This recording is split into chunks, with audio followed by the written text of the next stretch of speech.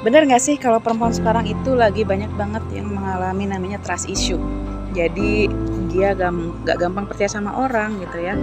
Jadi gampang pendendam atau mungkin dia sulit berkomitmen gitu ya. Atau punya perasaan takut ditinggalkan. Sehingga cenderung buat menutup diri, jadi penyendiri gitu ya.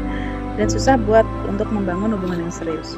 Mungkin ini ada gejala yang ada di dalam diri Anda ya, coba kita cek. Jangan-jangan kita punya trust issue juga gitu ya. Kita mungkin menghindari yang namanya komitmen. Jadi malas gitu ya buat berkomitmen sama orang. Lalu juga kita sering punya asumsi bahwa kita akan disakiti sama orang lain. Bahaya ini ya. Atau mungkin kita cenderung buat menutup diri gitu ya. Ngajak ribut atau menyebut pertengkaran.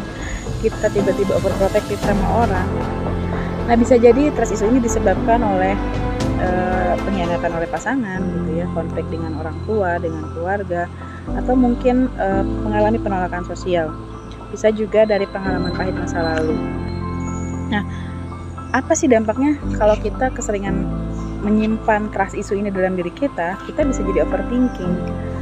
Juga kalau kita punya hubungan sama orang lain, sama kerabat, keluarga, itu bisa jadi merenggang ya. Atau mungkin Anda punya perasaan kesepian karena sendirian itu yang nggak percaya sama orang. Gimana dong caranya biar kita bisa pulih lagi dari trust issue ini ya? Yang pertama mungkin kita bisa mulai membangun kepercayaan.